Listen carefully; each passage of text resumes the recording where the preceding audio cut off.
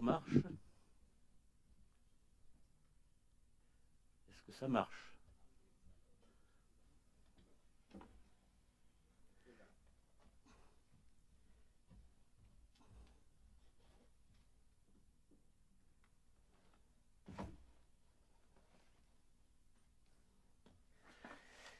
Bien, eh bien, bonjour à chacun. C'est un plaisir que d'être avec vous aujourd'hui. Alors, vous avez peut-être remarqué que notre pasteur n'est pas là. En fait, il prêche dans notre église sœur et même fille d'ailleurs, à Donne-Marie-Dontilly, à 25 km au nord d'ici. Donc on peut penser à lui.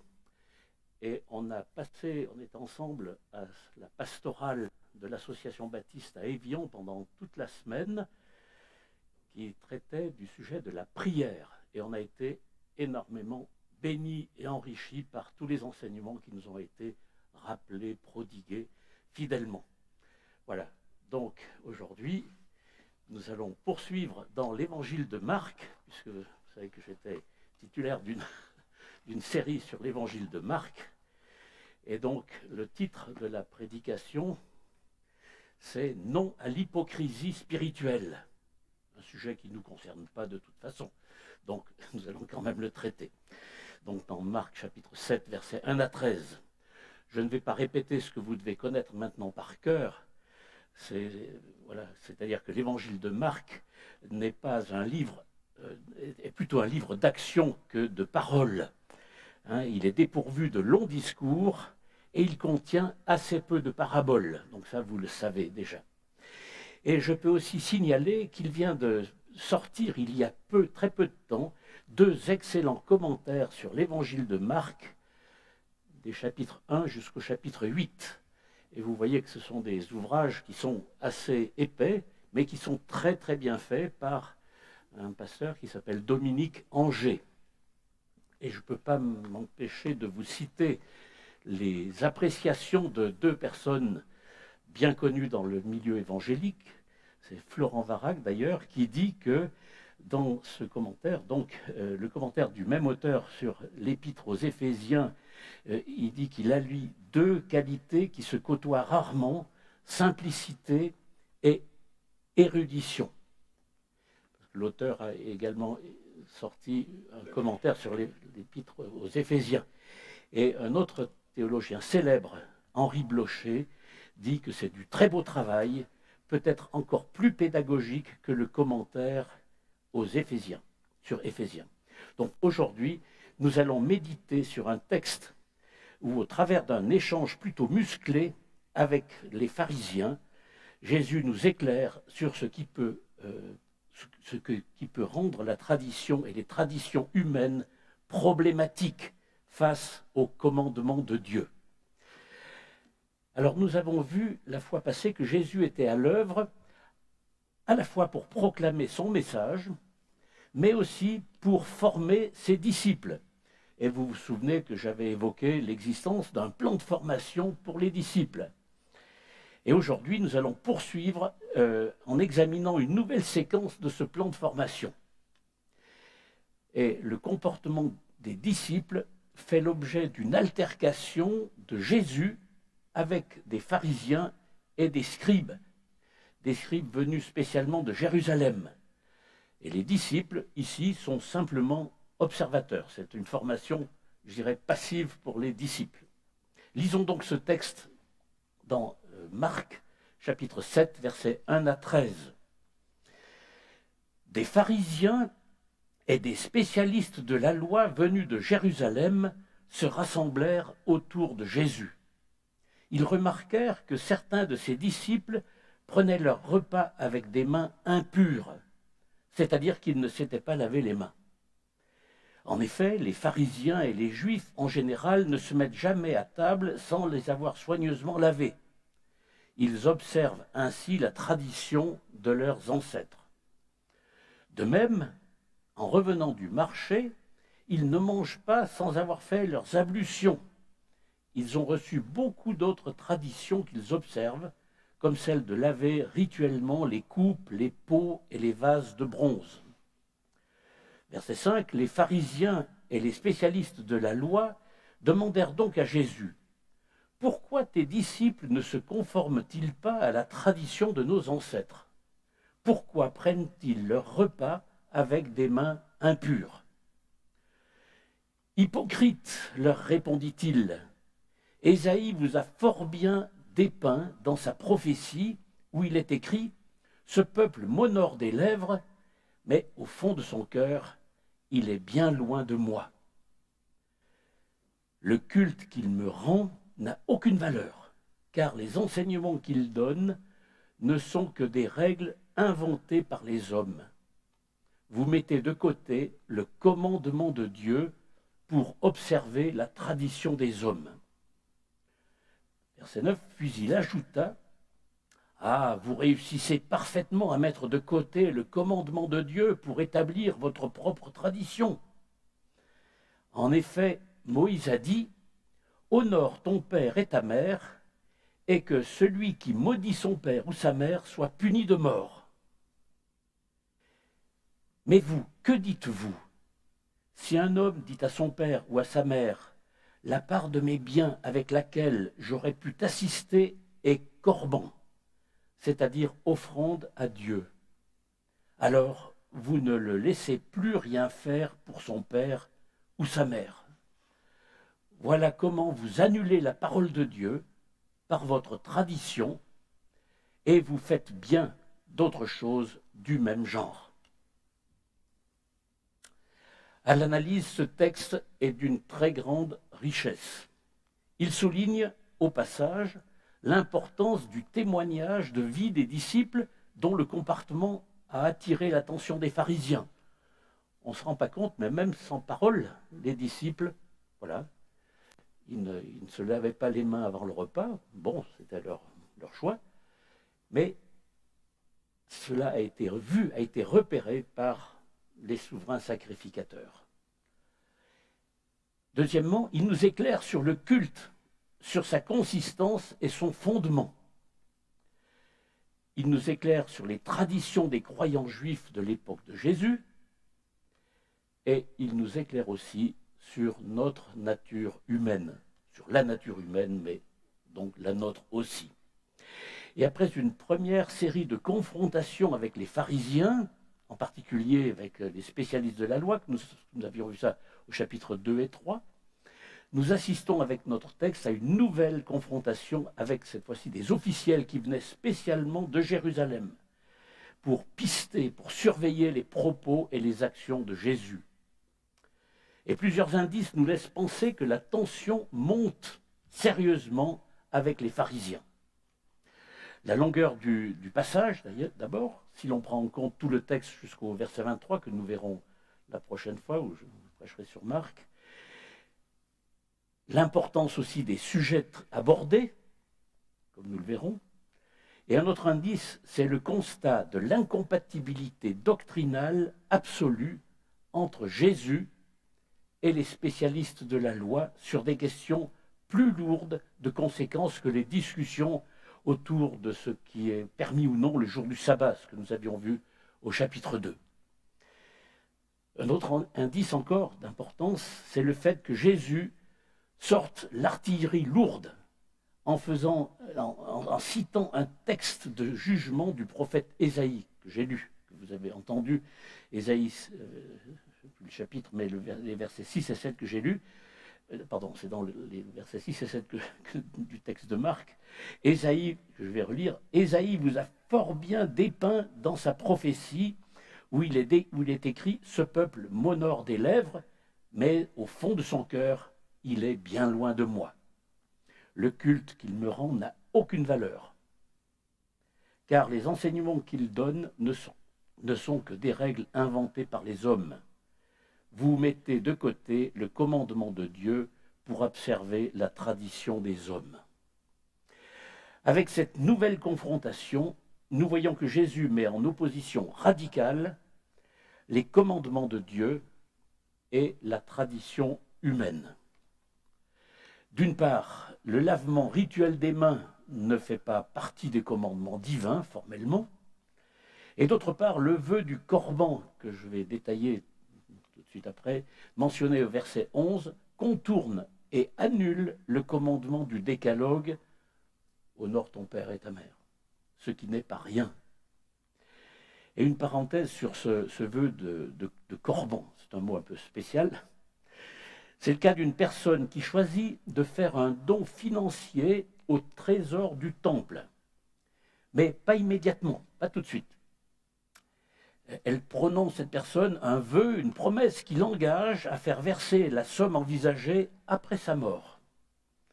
De son vivant, elle reste libre de faire un certain usage de la somme en question. Et lorsque le mot corban est prononcé, l'argent devient sur le champ propriété divine, ce qui le rend non utilisable par une autre personne sans égard pour ses besoins. Ainsi, quand les parents vieillissants du donateur se retrouvent en situation précaire, la somme d'argent qui pourrait leur être d'un grand secours, elle existe bel et bien, mais leur fils ou leur fille s'est engagé à ne pas l'offrir à qui que ce soit, sous condition que ce soit, sous quelques conditions que ce soit, y compris à ses propres parents. C'est quand même assez dur. Ainsi, le fils ou la fille regarde ses parents souffrir sans le sou et manquer du nécessaire, tout en soulageant sa conscience en disant « J'ai fait encore mieux que d'aider mes parents, j'ai légué mon patrimoine à Dieu lui-même. »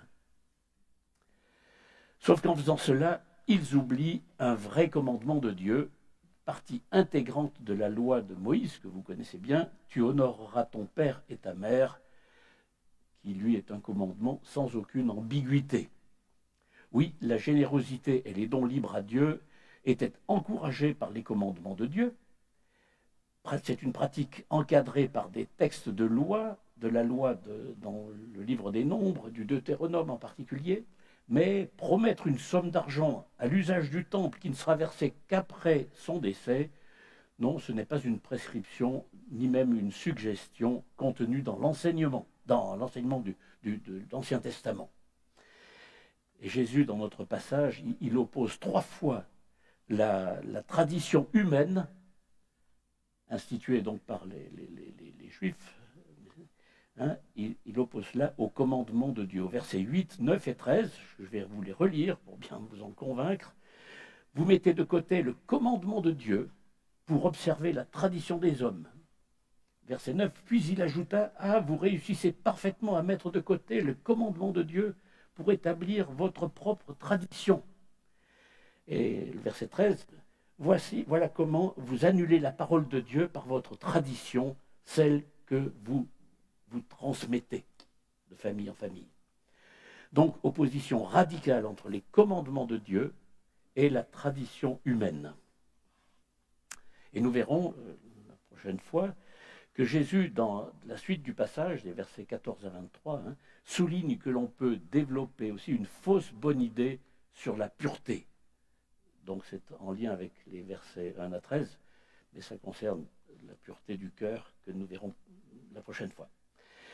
Mais soyons un peu charitables quand même avec les pharisiens, du moins quant à leurs intentions de départ.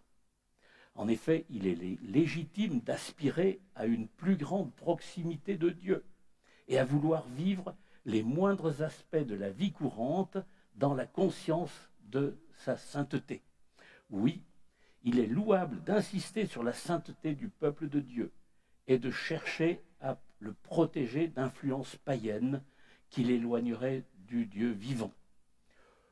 Une petite parenthèse au passage, c'est que le lavement des mains, avec l'épidémie de Covid, on a vraiment pris l'habitude, encore plus qu'avant, de se laver les mains systématiquement, même en rentrant dans la maison, même sans rentrer du marché, mais simplement en rentrant dans la maison. Voilà. Cependant, la tradition des anciens n'est pas la bonne manière d'atteindre ces objectifs. De plus, elle a toutes sortes d'effets pervers. De transposer à tous des règles qui, dans la loi de Moïse, étaient l'apanage des prêtres, est une approche douteuse, en étant à tout le monde ce qui était réservé aux prêtres. Cela conduit aussi à se croire supérieur aux autres. Cela conduit aussi à éloigner son cœur de Dieu pour se concentrer sur les règles plus que sur Dieu lui-même. Alors, après avoir donné ces considérations générales, voyons un petit peu ce qui pourrait nous concerner. Et là, je suggère 4 domaines d'application de ce texte pour nous. Le premier domaine, c'est que accordons-nous plus d'importance à certaines traditions humaines, même d'Église, qu'au commandement de Dieu.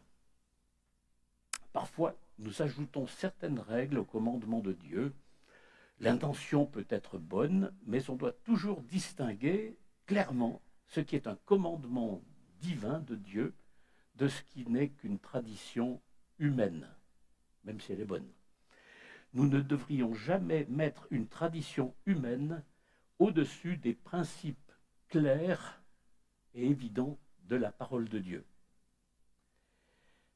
Au contraire, toute tradition ajoutée doit être subordonnée au commandement et pas l'inverse.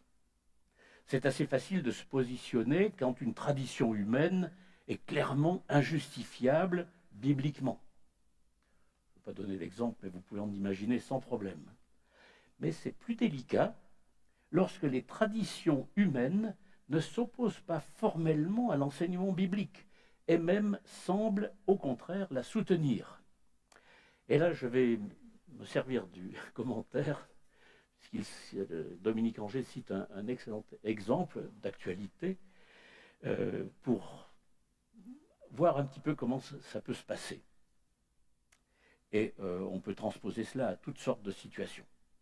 Par exemple, lorsque nous avons du mal à méditer la parole de Dieu, ce qui est une exigence biblique incontestable de méditer la parole de Dieu, eh bien nous pourrions décider de tenir à l'écart notre smartphone pendant notre temps de recueillement pour éviter les distractions ou aussi de ne pas consulter les réseaux sociaux avant d'avoir passé un moment de qualité avec Dieu dans la méditation ou la prière.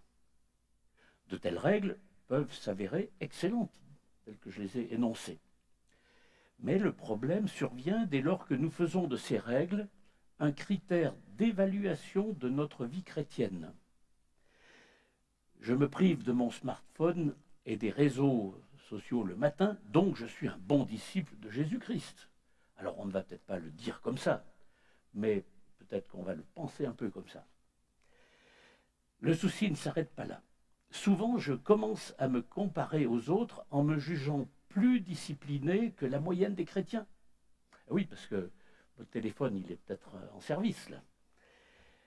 Et un autre risque peut être qu'un jour, alors que j'observe toujours cette règle matinale, je me rends compte que mon amour pour la parole s'est refroidi et que cette règle ne m'aide pas vraiment, plus vraiment dans ma relation avec Dieu. Que s'est-il passé ? C'est qu'une tradition humaine, pourtant légitime et utile au départ, l'éloignement momentané du téléphone, a remplacé l'attachement au commandement de Dieu qu'elle était censée appuyer et favoriser. Restons concentrés sur les commandements de Dieu, c'est ce qui plaît avant tout au Seigneur. Et quand nous mettons en place des traditions, des modes opératoires, assurons-nous au préalable qu'elles ne contredisent pas l'enseignement de la Bible. Quand ce sont de bonnes traditions au moment de leur mise en place, n'hésitons pas à les réévaluer régulièrement et à les modifier si nécessaire.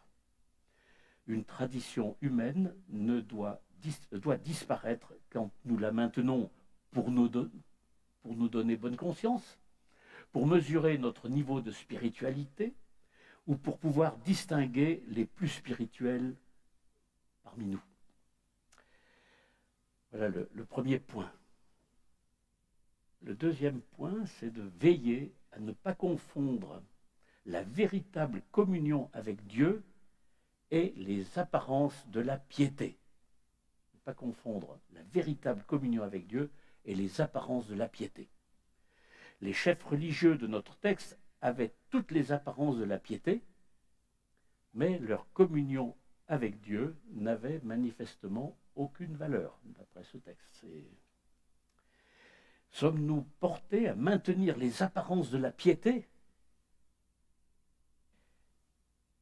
par notre participation aux activités de l'Église, ce qui en soi est très bien, par la gentillesse que nous affichons dans nos relations fraternelles, c'est aussi très bien, par notre langage très évangélique, par notre condamnation intransigeante de certains comportements répréhensibles, par exemple lorsqu'un chrétien chute ou fait un faux pas. Jésus nous rappelle dans notre texte qu'il est possible de bien paraître devant les hommes sur le plan religieux, tout en négligeant notre relation personnelle avec Dieu. C'est l'essence de l'hypocrisie spirituelle. C'est le titre qui était donné à ma prédication sur l'hypocrisie. Le troisième point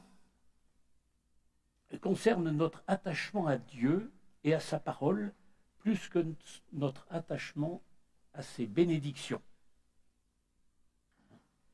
Est-ce que notre désir le plus ardent est de mieux connaître Dieu selon sa propre révélation de lui-même dans la Bible, de nous rapprocher de lui coûte que coûte, ou bien est-ce que notre cœur s'éloigne progressivement de lui, de sorte que ses bénédictions nous importent davantage que sa personne elle-même? Peut-être cultivons-nous l'idée que si je suis un bon chrétien, Dieu me bénira assurément. Je serai sous haute protection si je lis ma Bible, si je vais à l'église, si j'accomplis de bonnes actions, si je prie, si je donne de mon argent, etc., etc.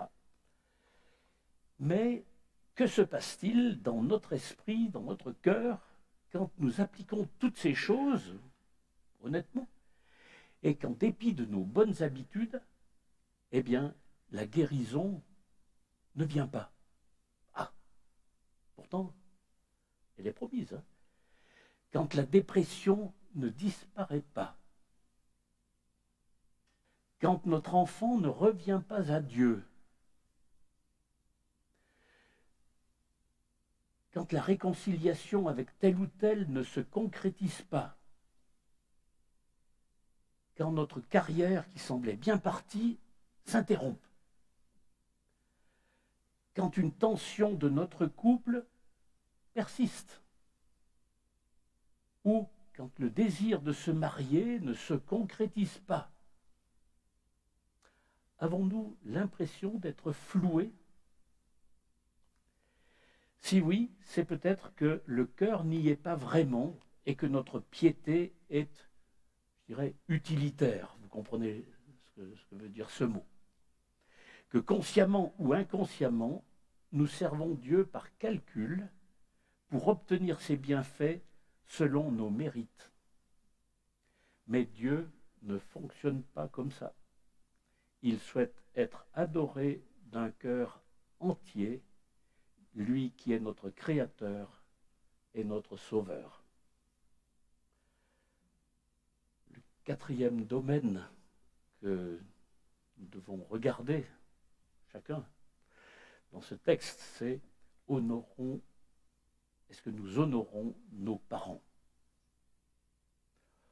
Les miens sont décédés depuis longtemps.